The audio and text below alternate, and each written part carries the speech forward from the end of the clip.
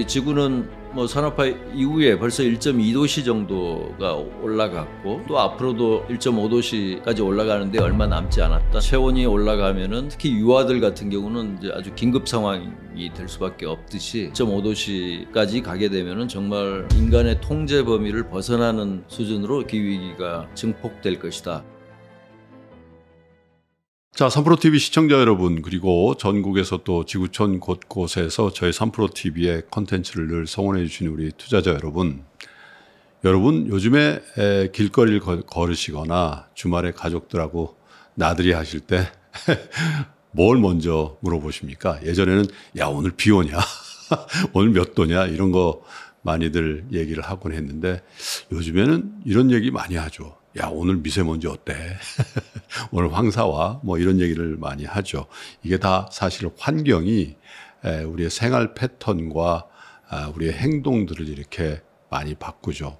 그것뿐입니까, 여러분? 여러분 아시는 것처럼 환경이라는 게 우리 투자의 세계에서도 굉장히 중요한 테마가 되고 있지 않습니까? 그래서 오늘은 환경의 날 특집 프로그램에 여러분 모시게 됐는데요.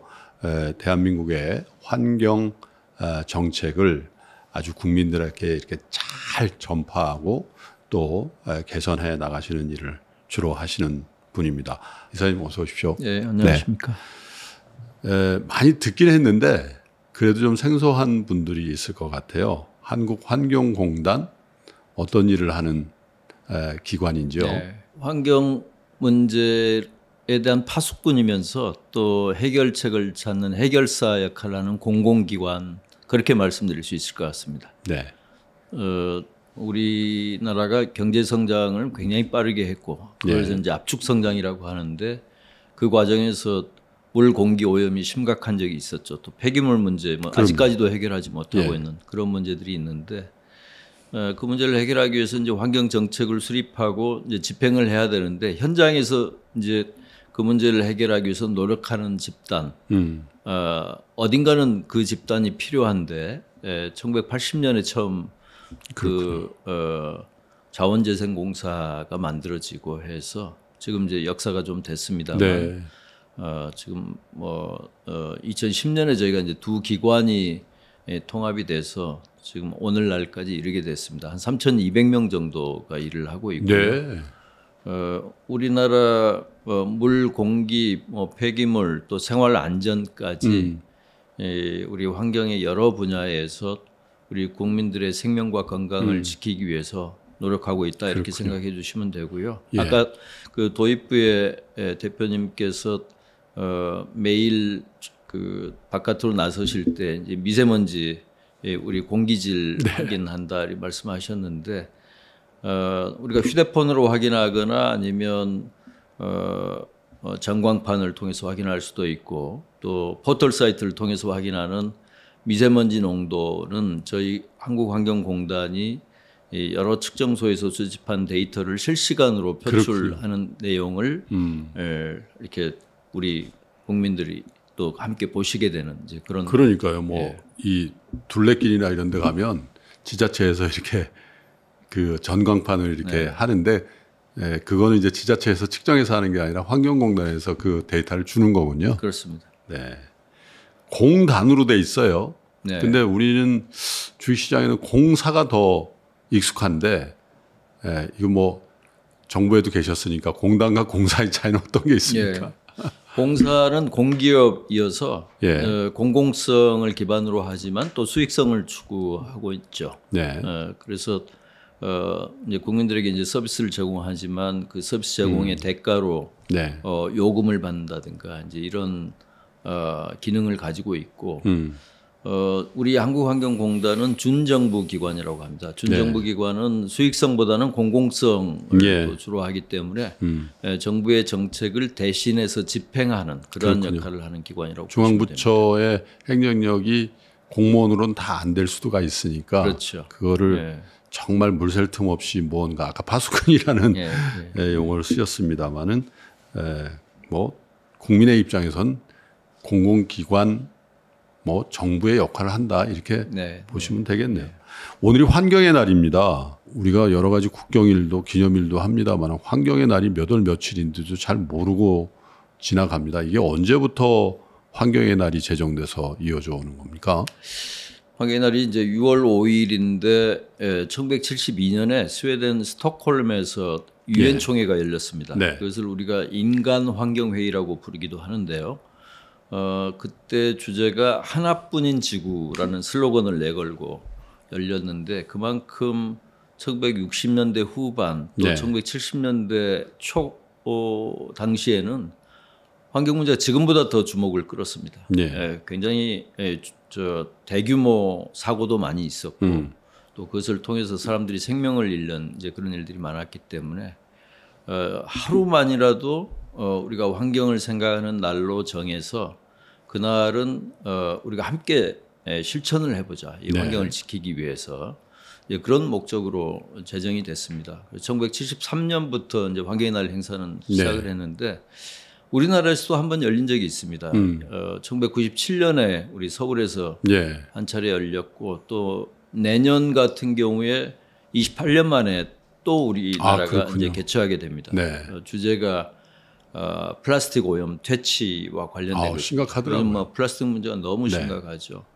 뭐 에베레스트 산에서도 발견되고 뭐 가장 깊은 바다라고 하는 마리아나 해구에서도 페트병이 발견될 정도로 아주 심각한 문제가 돼 있는데 국제사회가 플라스틱 그 오염을 해결하기 위한 국제협약을 이제 체결을 앞두고 있는데 올해 11월에 우리 또 부산에서 제5차 정부 간 회의가 열립니다. 이 협약과 관련해서 아주 중요한 회의인데 그 회의를 열고 또 내년에 환경의 날 행사에서 플라스틱 세계 환경의 날 문제를 다루게 되면 굉장히 큰 의미가 있다 그렇게 볼 수 있겠습니다. 요즘 그래서 뭐 이렇게 여행 가서 호텔에 가면은 나무로 돼 있는 칫솔 뭐 이런 걸 주는 경우들이 이제 많이 늘어나는데 저는 그런 생각도 들더라고요. 그 나무로 줄 필요까지 있나? 그냥 갖고 오라고 하지. 그건 오히려 플라스틱 때문에 뭘 한다고 하는데 그 나무는 어떻게 또 환경에 영향을 주나 그런 생각도 해봤는데 어쨌든 본격적으로 환경 얘기를 좀 시작해 보겠습니다. 워낙에 뭐 이사님께서 환경부 차관까지 하신 환경 문제, 기후 문제 이런 거에 전문가시니까 많은 분들이 이 기후 문제가 심각하다는 얘기를 굉장히 많이 해왔고 지금도 많이 합니다만은 또 다른 측면에서는 예를 들면 미국의 트럼프 대통령 후보죠 지금은 그거 다 사기꾼들이야 이렇게 얘기하는 분들도 덜어 있기도 합니다. 그런데 전문가의 입장에서 보실 때 우리 지구에 우리나라의 이 기후 위기, 기후 문제 어느 정도 심각한 겁니까? 뭐 기후 위기는 뭐 한 국가만의 문제가 아니기 때문에 이제 글로벌한 차원에서 볼 수밖에 없습니다. 그런데 저희 한국환경공단을 방문하시면 녹색관 입구에 기후 위기 시계라는 게 달려 있습니다. 지난 3월 25일 날 설치를 했는데 그 시계에 따르면은 우리가 지구 평균 기온이 산업화 이전에 비해서 1.5도씩 상승하는 데까지 며칠 남았는가를 이제 계산해서 보여줍니다. 지금 이제 5년 남은 것으로 그렇게 지금 그 시계가 얘기를 하고 있죠. 그건 이제 과학적인 기반에 의해서 계산된 결과입니다. 그렇게 얘기해도 아마 5년이라는 게 5년 동안 뭐 충분한 시간이라고 또 볼 수도 있는 뭐 면도 있고 5년이라는 게 지금 당장 피부에 오는 그런 게 아닐 수도 있는데 우리가 좀 생각을 해보면은 우리 사람의 체온으로 보면은 보통 성인 기준으로 정상인들의 체온이 36도, 37도 정도입니다. 그런데 지금 우리 지구는 뭐 산업화 이후에 벌써 1.2도씨 정도가 올라갔고 또 앞으로도 1.5도씨까지 올라가는데 얼마 남지 않았다는 것이기 때문에 그 정도 체온이 올라가면은 특히 유아들 같은 경우는 이제 아주 긴급 상황이 될 수밖에 없듯이 우리 과학자들의 분석에 따르면은 1.5도씨까지 가게 되면은 정말 돌이킬 수 없는 특히 우리 인간의 통제 범위를 벗어나는 수준으로 기후 위기가 증폭될 것이다. 그렇게 예측을 하고 있죠. 암을 우리가 1기부터 4기까지 구분을 하고 또 말기라고 하지 않습니까? 그렇죠. 누군가 저한테 그런 질문을 하셨어요. 예. 말기 아니냐 그렇게 질문을 하셨는데 저는 말기라고 생각하지는 않습니다. 그러니까 말기라는 것은 치유 불가. 예, 치료를 해도 이제 안 되는 뭐 회생이 불가한 그런 상태인데 아직까지 희망은 있다 이렇게 생각을 하고 4기를 조금 지난 그런 상태가 아닌가. 지금은 정말로 지금 실천하지 않으면은 회복 불가능한 이제 그런 상태라고 볼 수가 있고요. 이제 뭐 그건 뭐 저만 얘기하는 것이 아니라 매년 다보스에서 열리는 다보스 포럼에서 발표되는 세계 위험 보고서 이런 것들 보면은 전 세계의 정치 지도자들, 경제 지도자들, 또 학계의 유수한 학자들 1,490명 설문조사를 해보면은 글로벌 리스크의 탑 10 중에 환경 쪽이 5개가 들어가 있습니다. 그 중에 1위가 극한 이상 기후입니다. 예. 그러니까 지금 세계 정치, 경제 모든 영역을 위협하는 요인이 굉장히 많이 있죠. 예. 사이버 공격부터 뭐 국지적인 전쟁까지 여러 가지가 있는데 가장 뭐 급하고 또 우리에게 큰 영향을 줄 수 있는 것이 이상 기후이고 그것이 이제 기후 위기 때문에 점점 더 자주 발생하고 그 강도가 더 세지고 있다는 거죠. 저도 적절한 비유인지는 모르겠는데 이게 장기로 따지면 환경이 간 같은 데 같아요. 침묵의 장기라고 뭐 간이 안 좋으면 여러 가지 징후가 나타난다. 징후가 나타나면 이미 그때 늦었다. 뭐 이런 얘기를 하는데 간도 날 좀 살려달라고 뭐 황달도 보내고 막 그러는데 이 지구의 환경 문제도 기후 문제도 계속 사인을 보내는데도 이게 워낙 천천히 진행이 된다라고 생각하니까 어느 순간부터는 부지불식간에 그거 아니라고 하는 경우도 있고 그런데 분명히 문제가 있죠. 우리나라만 하더라도 전 같지 않다라는 얘기를 입에 달고 살잖아요. 이게 아열대 왔다 뭐 실제로 뭐 과일 같은 것들이 대구에서 많이 나는 사과가 지금 강원도 철원 뭐 저기 뭐 양구 이런데 그쪽 사과가 제일 이제 맛있는 사과가 된 지는 오래됐죠. 그리고 우리가 이제 해수욕장 예전 같으면 해수욕장 정말 안심하고 많이 갔었는데 지금은 초대형 해파리들 때문에 맘 놓고 하지를 못합니다. 주로 이제 아열대 해역에서 서식하고 있던 노무라 잎길 해파리 같은 경우에 그 해파리는 엄청나게 몸집이 크죠. 몸무게가 200kg까지 가고요. 그 가세 지름이 한 2m 정도 되는 애들이 있습니다. 사람한테 어떤 해파리는 그 독성이 있는 그 촉수를 가지고 있는데 촉수와 접촉하면은 그 독성에 마비됩니다. 그래서 우리나라에서는 그 영종도 그 해수욕장에서 여중생 한 명이 한번 쏘여서 사망한 적도 있죠. 근데 그게 한 마리만 오는 것이 아니라 뭐 엄청나게 많은 개체수로 오기 때문에 지금 해수욕장 주변에 이제 상인들이라든가 이런 분들의 걱정이 굉장히 많고요.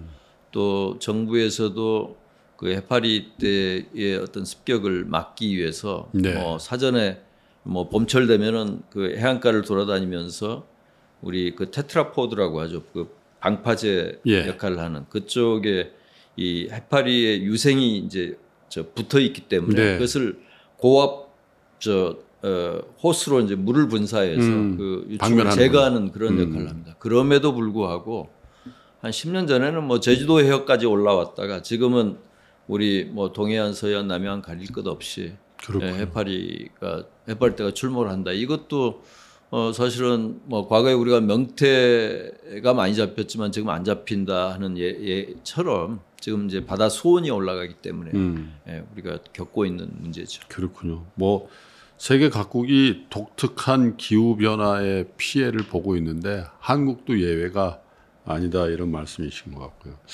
근데 어쨌든 이 기후 문제, 환경 문제를 우리가 무언가 아까 말기는 아니고 4기 정도라고 하셨으니까 4기라도 좋은 약 그리고 운동을 하고 뭐 식이요법을 해야 되는데 그래서 우리가 대안으로 제시하는 게 탄소 중립이잖아요. 그렇습니다. 근데 탄소 중립에 대해서도 구구한 것 같아요. 하려니까 비용이 너무 많이 들고 우리나라만 해야 되냐, 옆에 나라는 안 하고 있는데 국가 간에도 그렇고 합의도 되게 어렵고 파리 기후협약에 탈퇴했다가 가입했다가 막 미국마저도 저러고 있고 어떻게 이 탄소 중립은 지켜지고 있고 국제적인 합의라는 관점에서 지금 진행이 어떻게 되고 있습니까? 탄소 중립에 대해서 이제 가장 그 최근에 이제 합의한 것이 2015년에 파리 협정을 통해서 합의했다 이렇게 볼 수 있습니다. 197개 당사국, 국가로 치면 196개 국가가 이제 서명을 한 거죠. 사실은 그 국가 속에는 가장 부국도 있고 뭐 미국처럼 정말로 뭐 경제적으로 정말 그 풍요로운 국가에서부터 정말 뭐 산업화의 길은 한 번도 걸어본 적이 없는 정말 가난한 국가까지 정말 다양한 국가가 있는데 그 국가들이 합의를 한 것입니다. 탄소 중립을 2050년 정도까지 이루지 않으면은 우리가 기후 위기의 어떤 위험으로부터 벗어나기가 어렵다. 그래서 그것을 공동의 목표로 정하고 함께 노력한다 이렇게 돼 있는 겁니다. 그런데 이게 이제 우리가 이제 탄소 중립의 의미를 생각을 해보면은 결코 쉬운 과제가 아닙니다. 우리가 이제 이제 과학적인 용어로 얘기하면은 우리가 탄소를 배출하는 그 양을 자연 상태에서 흡수하는 정도까지만 배출하는 그러니까 배출량과 흡수량을 균형을 맞춘다는 것이 이제 탄소 중립인 거거든요. 전 세계적으로 우리가 그 배출하고 있는 온실가스 양이 매년 538억 톤 정도입니다. 그런데 그 중에 우리 산림이 흡수하는 양 그리고 바다가 흡수하는 양을 합치면 200억 톤 정도거든요. 그러니까 절반이 훨씬 더 적게 되는 거죠. 그래서 지금 배출하는 것에 거의 한 60% 70%를 줄여야만 탄소 중립 상태가 된다는 것입니다. 그게 얼마나 어려운 일인가 생각을 해보면은 우리가 지금 살고 있는 문명은 누가 뭐라 하더라도 석탄, 석유 또 천연가스에 기반한 화석연료 문명입니다. 근데 화석연료 문명에서 완전히 탈피해서 탈탄소 문명으로 가야만 탄소 중립을 달성할 수 있다는 것이기 때문에 정말 어려운 일이죠. 그런데 지금 이제 희망적인 것은 과거에는 정부 대표단들이 모여서 2050년까지 탄소 중립을 달성하자 이렇게 서명을 하고 하더라도 뭐 국가가 실천하지 않는 경우도 있고 또 국가의 이해관계가 상충되면서 뭐 미국과 중국 간의 어떤 의견 차이 때문에 어떤 뭐 국제사회의 어떤 공동의 노력 이런 것들이 좀 빛을 발하는 그런 경우가 있었습니다.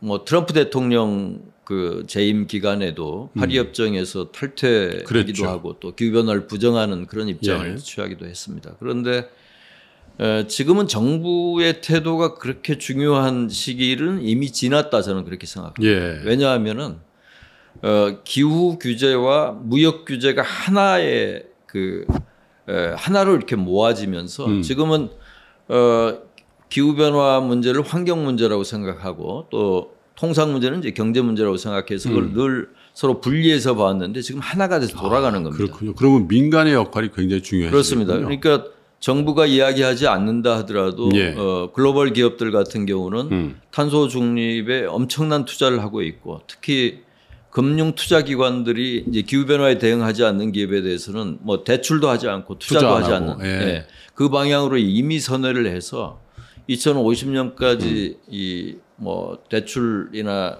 투자 포트폴리오를 이제 탄소 중립 관점에서 재조정하겠다고 이렇게 하고 있기 때문에 이미 민간 시장에서부터 이제 탄소 중립에 대한 노력들이 이제 가시화되고 있고 우리가 잘 알고 있는 알리100 같은 경우도 사실은 그 일환에서 나온 겁니다. 기업들이 자체적으로. 그러니까 뭐 알리100도 그렇고 뭐 다양한 이니셔티브들이 있는데 그게 어떤 정부가 시켜서 하거나 혹은 국제사회의 어떤 뭐 협약을 통해서 나온 것이 아니라 기업들이 자발적으로 만든 그런 이니셔티브들에 의해서 지금 추동되고 있다는 점에서 그래도 희망이 있다. 그러니까 소위 돈의 흐름 자체가 탄소 중립 쪽으로 움직이고 있고 아직은 불충분하지만 탄소 중립 기술에 투자하고 탄소 중립 제품에 투자하는 쪽이 점점 많아지고 있기 때문에 거기에 대해서 이제 또 희망을 걸 수 있는 그런 측면이 있는 것이죠. 그런데 최근에 뉴스를 이렇게 보면 예를 들면 2035년까지 뭘 하겠다,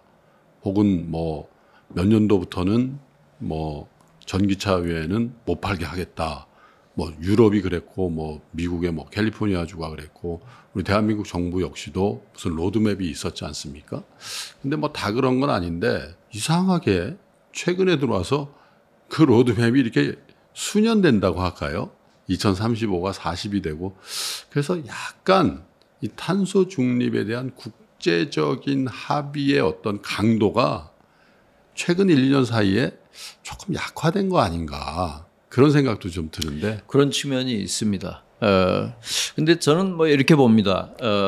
우리가 신석기 문명에서 청동기 문명으로 이렇게 이행할 때 몇천 년이 걸렸습니다. 그런데 지금 제가 조금 전에 말씀드렸다시피 탄소 중립을 달성하려면은 화석연료 문명에서 탈탄소 문명으로 전환을 해야 되는데 우리에게 주어진 시간이 2050년까지니까 30년도 채 남지 않은 거예요. 그렇죠. 그러니까 정말 과속해서 전환하지 않으면은 달성할 수 없는 목표가 우리 앞에 놓여 있기 때문에 그 과정이라는 것이 순탄할 수가 없습니다.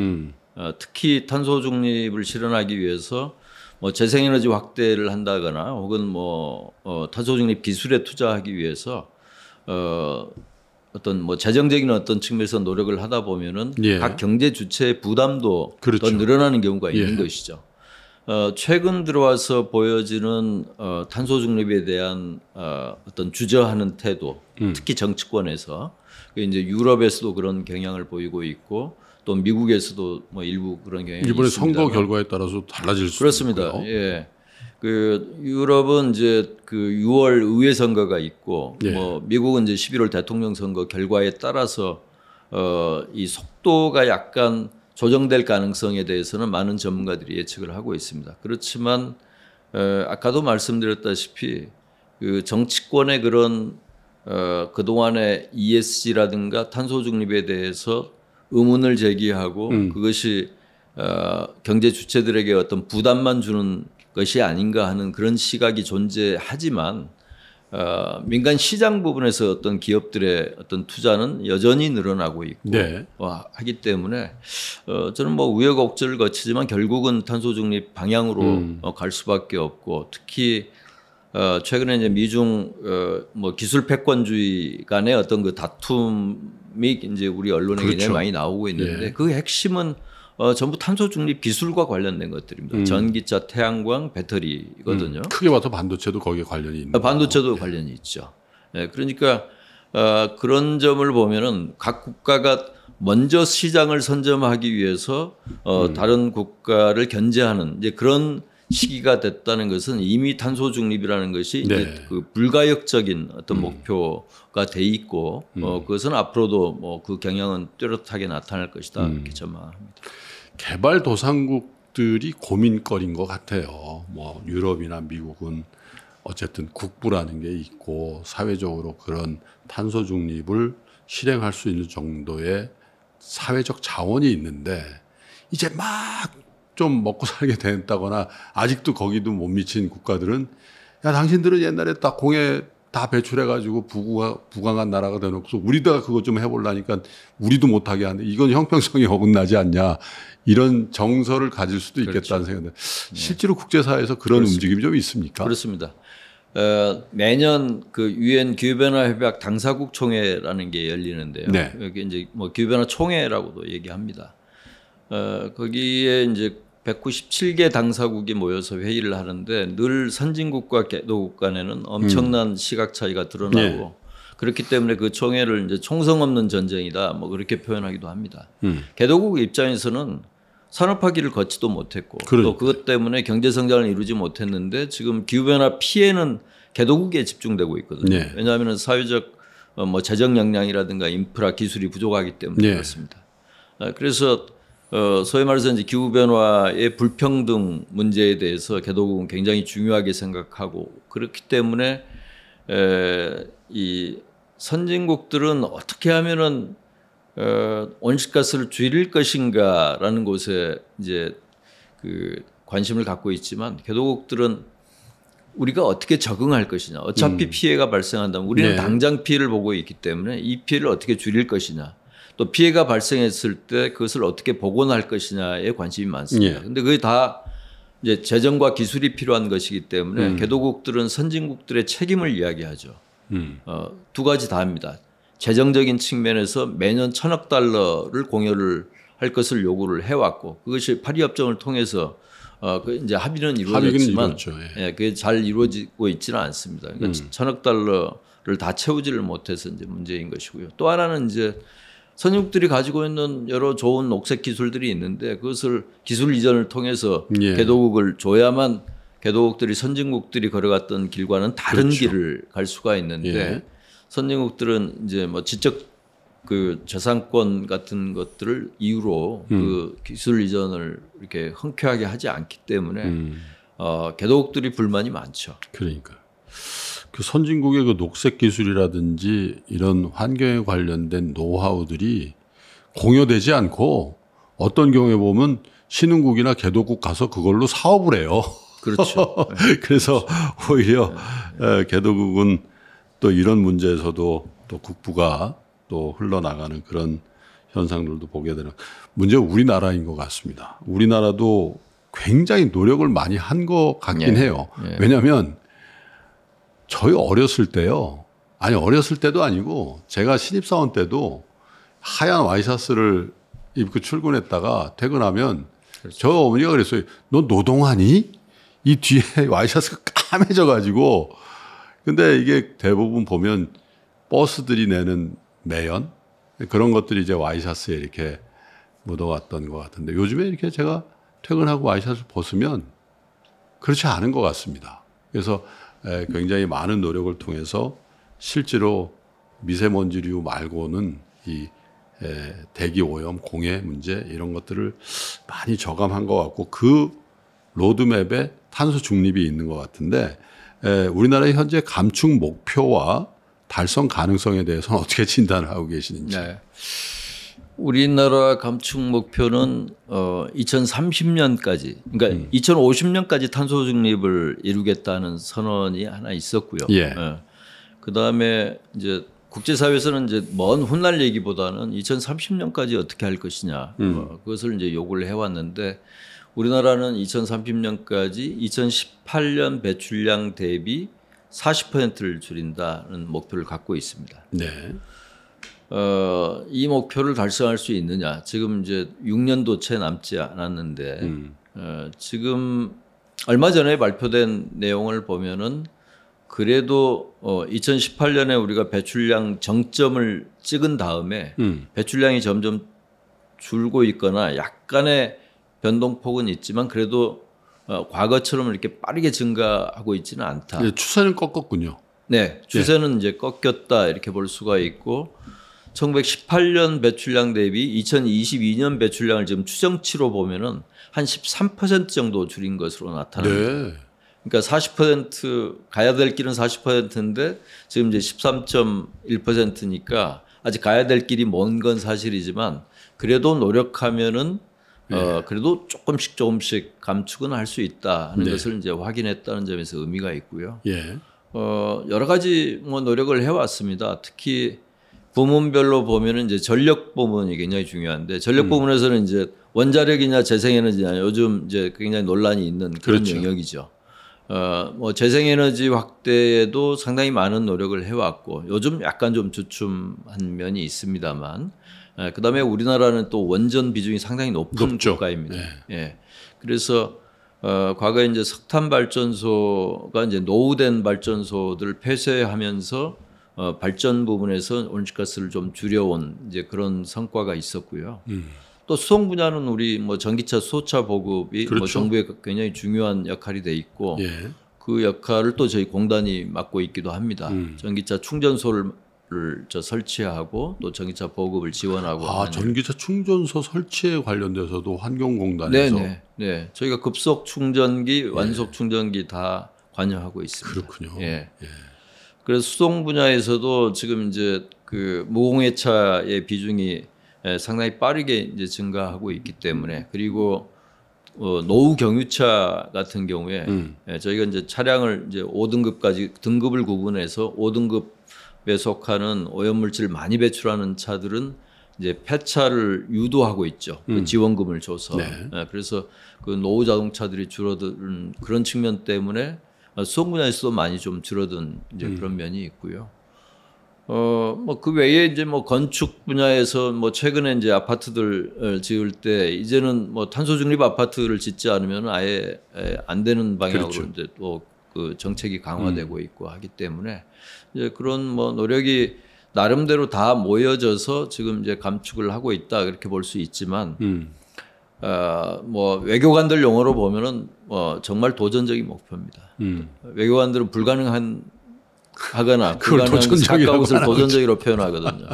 도전적인 목표인 것이 분명합니다. 왜냐하면 우리나라는 이제 제조업 비중이 굉장히 높고 또 제조업 중에서도 에너지 다소비 업종이 굉장히 그렇죠. 많습니다. 그래서 탄소를 줄이는데 굉장히 큰 부담을 질 수밖에 없고 또 과거에 조금 더 노력을 했다면은 지금 우리가 좀 짐이 좀 가벼울 수가 있는데 과거에는 굉장히 빠르게 증가했기 때문에 우리는 2030년 목표를 달성하려면 매년 1.4% 정도씩 감축을 해야 됩니다. 근데 그게 어느 정도 강도냐면은 우리가 뭐 코로나19 때 우리가 잘 만나지도 못하고 사회적 거리두기를 그렇죠. 하고 여러 가지 하여간 제약이 있었는데 뭐 공장 가동률도 좀 떨어지고 이제 그랬었는데 그 정도 수준으로 계속 가야만 이 목표를 달성할 수 있기 때문에 지금처럼 해서는 좀 어렵지 않은가. 그렇지만 조금 심기일전해서 조금 더 강력한 정책과 또 우리 국민들께서 또 함께 참여를 좀 잘 해주신다면은 또 뭐 불가능한 것은 아니다. 이렇게 코로나 기간에는 실제로 탄소 배출량이 좀 줄든가요? 줄었습니다. 아마 저 글로벌한 차원에서 제 기억이 맞다면 5% 정도 아마 줄었다가 그게 2020년에 줄었다가 2021년부터 다시 또 증가하기 시작했죠. 야, 근데 참 탄소 이 중립을 하기 위해서 정말 사회적 비용이 굉장히 많이 드는에도 불구하고 어차피 글로 가야 되는 거기 때문에 그걸 비용이라고 생각 안 하고 미래를 위한 우리 후세를 위한 투자라고 생각해야 된다 이런 생각도 드는데요. 근데 사실 정부도 민간도 열심히는 했는데 그 숙제를 다 못하고 선생님한테 검사받고 이런 상황이 지금 되고 있는데 그래서 보면 뭐 예를 들면 온실가스 배출권 거래제라든지 탄소 중립 포인트 제도 뭐 온실가스 감축 인지 예산제 뭐 사실 우리 시청자 여러분들이 들으면 매우 생소한 정책들을 많이 하고 계세요. 그거 좀 설명을 다시 좀 해주셨으면 좋겠고 이게 국민들은 잘 모릅니다. 그래서 국민들의 이 잘 알리는 노력도 조금 더 신경 써서 해야 되지 않을까. 그래서 오늘 이사님께서 바쁘신데 이렇게 환경연el 특집으로 저희 3프로TV를 방문해 주신 것 같은데 한번 설명을 부탁드리겠습니다. 그 제도에 대해서 설명드리기 전에 우리가 이제 탄소 중립을 이제 실현하기 위해서 많은 어떤 경제적 어떤 비용을 지출해야 되는 것은 분명한데요. 또 반면에 그것을 하지 않았을 때 이제 예측되는 경제적 손실이 있습니다. 그걸 잠깐 좀 말씀드리면 왜냐하면 며칠 전에 그 독일 포츠담 기후영향연구소라는 아주 유명한 세계적으로 유명한 연구소에서 그 네이처라는 이제 학술지에 발표한 논문인데요. 그 논문에 따르면은 2050년까지 기후 변화로 그 예상되는 피해액이 38조 달러입니다. 8조 원이 아니고 38조 달러. 그리고 개인 소득으로 치면은 19% 정도 손실이 있을 것이다. 지금 현재 소득에 비해서. 그건 순전히 기후변화 때문에 그렇다는 것인데요. 그럼 그 손실이 어떻게 나타나는 것이냐. 해수면 상승에서 연안 지역의 도시가 완전히 뭐 이전을 해야 된다거나 뭐 이런 비용도 포함되지만 최근에 우리 사과나 배 농산물 가격이 급등해서 많은 가게에서 어려움을 겪고 있지 않습니까? 예. 지금 기후 인플레이션이라고 표현을 합니다. 이게 다 기후 변화하고 연관돼 있다는 것이죠. 그래서 이 농산물 가격의 어떤 급등 이런 문제까지 포함을 하면은 사실은 탄소 중립에 우리가 투자해야 되는 비용도 있지만 그것을 하지 않았을 때 어떤 그 비용까지도 우리가 생각을 해야 된다. 그 말씀을 좀 드리고 싶고요. 말씀하신 제도는 일반 우리 국민들께는 많이 알려져 있지 않은 제도인 것이 맞습니다. 배추권 거래제 같은 경우도 이게 대상 기업이 정해져 있습니다. 782개 기업을 대상으로 하는 거거든요. 근데 그 782개 기업이 굉장히 중요합니다. 우리나라 국가 배출량의 70%를 이 기업들이 배출하고 있기 때문에 이 기업의 배출량을 줄이기 위한 제도인데 보통은 기업들에게 온실가스를 이만큼 줄이세요. 이렇게 정부가 명령을 해서 기업이 그걸 따르면 좋죠. 네. 예. 근데 이제 그런 어쩔 수가 없는 경우가 있죠. 그런 방식을 취했다가는 뭐 독재 국가라는 아마 평을 받을 수밖에 없을 겁니다. 아마 그 기업들의 부담을 가능한 한 줄이면서 온실가스를 줄일 수 있는 유인 동기를 어떻게 부여할 것이냐 하는 것이 이제 배추권 거래제인데요.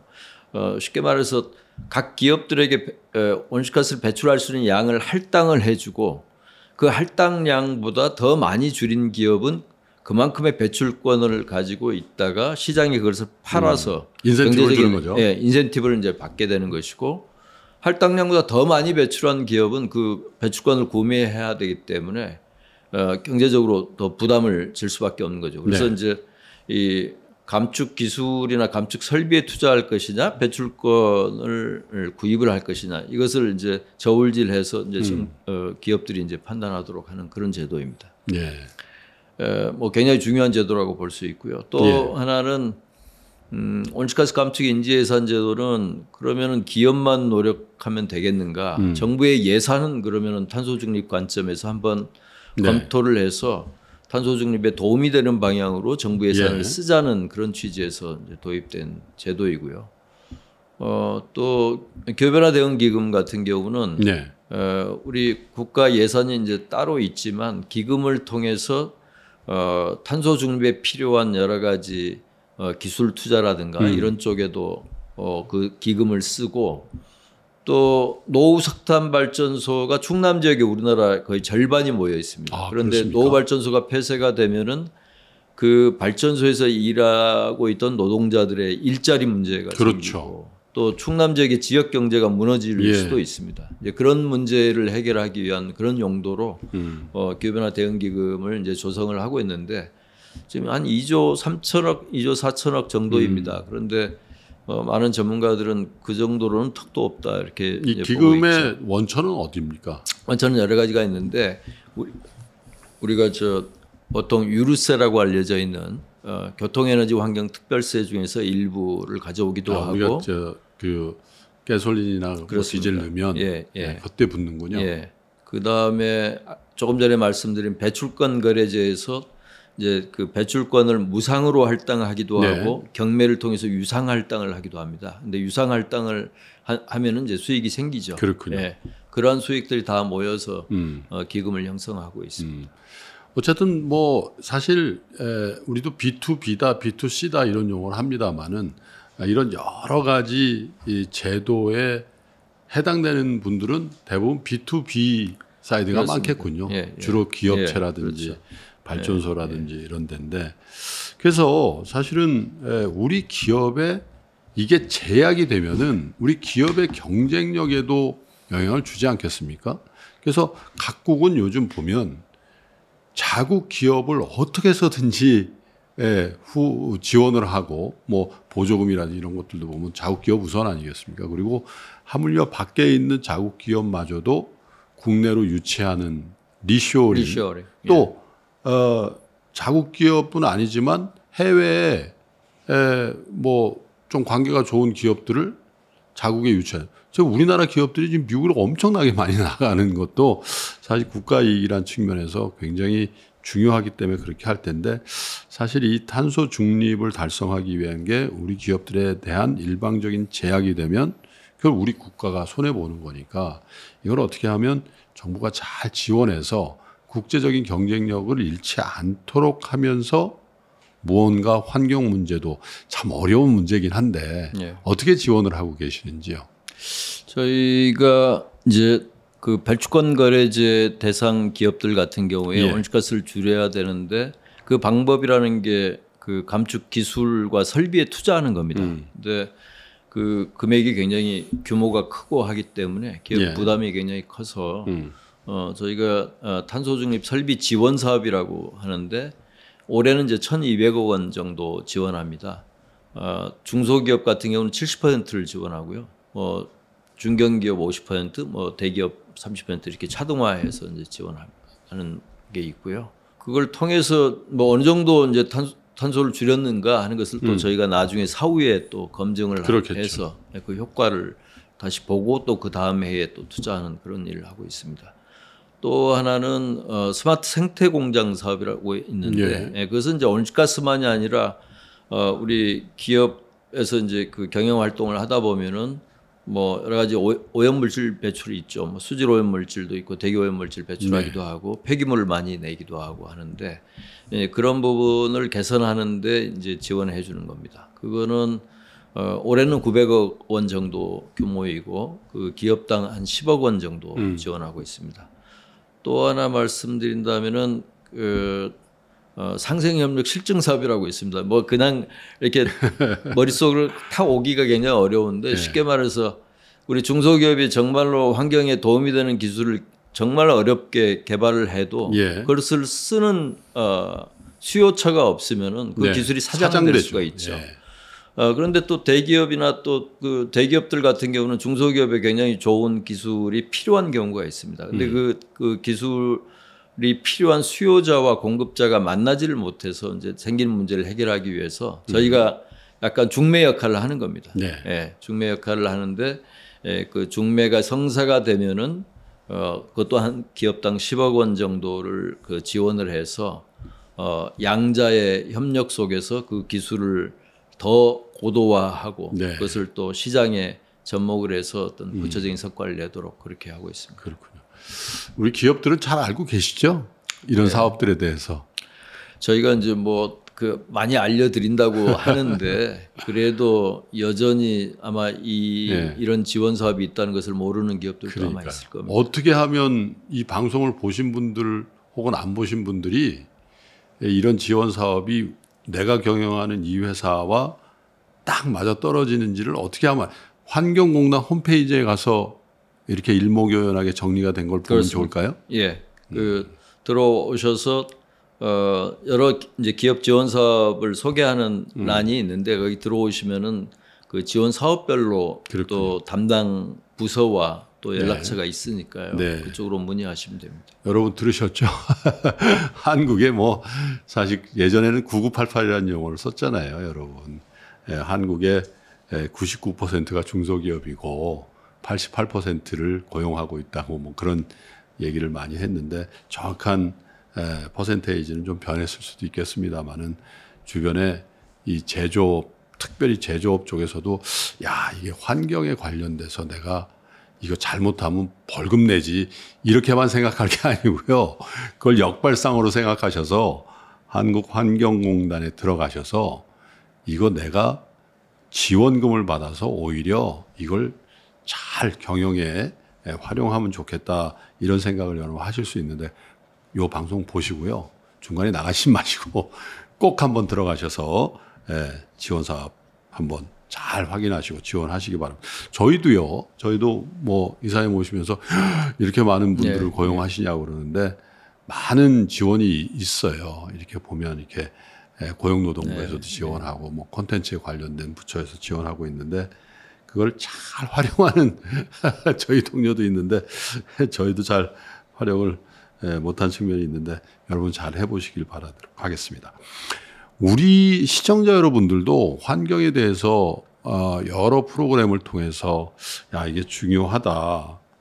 기업의 문제만은 아니구나. 개인들도 이 위기를 잘 인식하고 어떻게 하면 이게 당장 우리의 건강의 문제고 또 그렇죠. 우리 후손들의 건강과 어쩌면 존망의 문제일 수도 있기 때문에 우리 개인들은 어떻게 위기를 인식하고 잘 대응해야 될지에 대한 권면의 말씀 좀 부탁드리죠.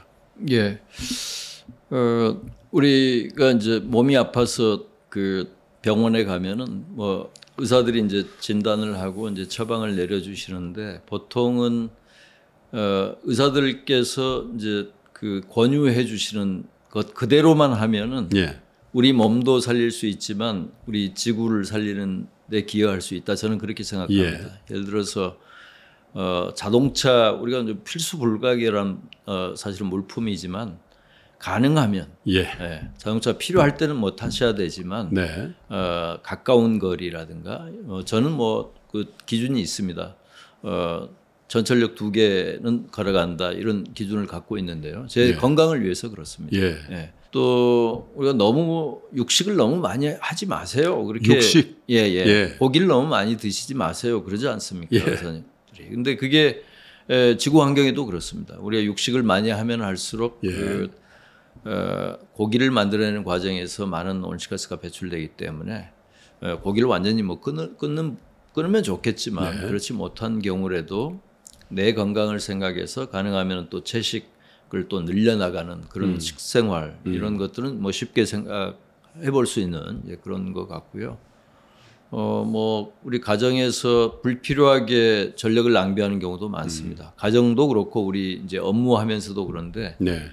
특히 우리 전자기기를 많이 사용하고 있는데 이제 대기 전력 같은 경우가 정말로 우리가 사용하지 않으면서 전력을 낭비하는 이제 그런 경우가 있어서 대기 전력 차단하는 문제, 그 다음에 우리가 이제 디지털 사회로 들어와 있기 때문에 메일을 통해서 혹은 여러 가지 형태의 어떤 그 SNS라든가 이런 걸 통해서 의사소통할 수밖에 없는데 특히 메일 같은 경우는 메일이 쌓여 있는 것만으로도 많은 전력을 소비하면서 온실가스가 배출되게 됩니다. 그래서 저희한테 들어온 그 메일이요? 그렇습니다. 예. 그래서 그 메일을 체크를 하시고 휴지통에 빨리 버리셔야 지구 살리는 데 도움이 된다는 것이죠. 그 생각은 못했습니다. 저도 어느 날 보니까 메일이 꽉 차가지고 더 이상 메일이 안 들어오게 됐다고 그러더라고요. 예. 그제서야 그냥 일괄적으로 뭐 몇 분을 투자해가지고 그걸 다 지우고 했는데 그것도 환경이군요. 저희가 디지털 탄소 다이어트라고 합니다. 저 오늘 방송 끝나자마자 바로 비우도록 하겠습니다. 휴지통도 비우는 게 좋죠? 그럼요. 예. 그러니까 우리 개인들도 뭔가 할 일이 있군요. 환경을. 그리고 그런 거는 사실 큰 비용 들이지 않고 그냥 생활의 습관 이런 것만 고쳐주셔도 개인이 아니라 100명, 1000명 또 전 국민, 전 지구인이 동참하면 지구가 조금 더 살기 좋은 환경이 되지 않겠나 그런 생각을 해보게 됐습니다. 오늘 환경의 날을 맞아서 굉장히 바쁘실 텐데 저희 3프로TV를 방문해 주셨는데 이 영상을 이제 많이 보기도 하고 또 저희도 많이 보게끔 하게끔 노력을 할 텐데 저희 3프로TV 구독자 여러분 그리고 국민들에게 마지막으로 당부하시고 싶은 말씀 있으면 마이크를 드리겠습니다. 네. 환경을 지키지 않으면 이제는 경제 성장도 불가능한 시대가 되었습니다. 우리는 이제 수출국인데 우리 환경 또 기후 변화를 그 지렛대로 해서 통상 규제가 점점 더 강화되고 있어서 우리 온실가스를 줄이지 않으면은 이제는 우리 뭐 좋은 제품을 만들어도 뭐 유럽에 수출하거나 또 미국에 수출하기가 굉장히 어려운 그런 시대가 됐습니다. 사실은 하나뿐인 지구를 살릴 수 있는 것은 뭐 우리 스스로 우리 자신들입니다. 우리가 시간을 되돌릴 수는 없지만 오염된 공기와 물을 다시 되살리고 숲을 되살리고 또 우리 온실가스를 그 배출을 이제 줄여서 우리 지구를 건강하게 만들 수 있는 것은 뭐 우리 스스로 충분히 할 수 있는 일이고 함께 노력한다면은 얼마든지 가능한 일이기 때문에 환경의 날을 맞아서 가족들과 함께 딱 한 가지만이라도 예를 들어서 매일 휴지통을 비우신다든가 아니면 가까운 거리를 걸으신다든가 한 가지만이라도 실천해 주시면 감사하겠습니다. 네.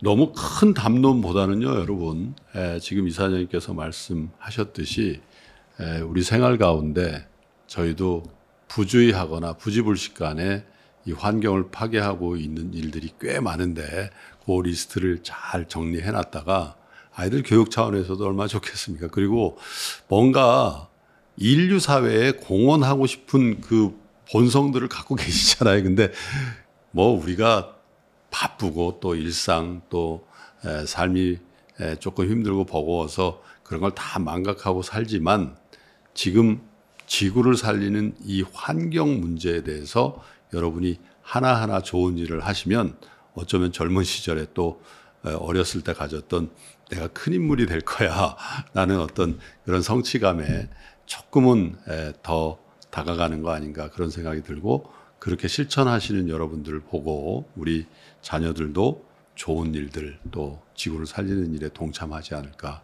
그런 생각을 해보게 됩니다. 그래서 3프로TV가 환경의 날을 맞아서 환경에 관련된 파수꾼 역할을 하시는 환경공단 이사장님을 모시게 됐습니다.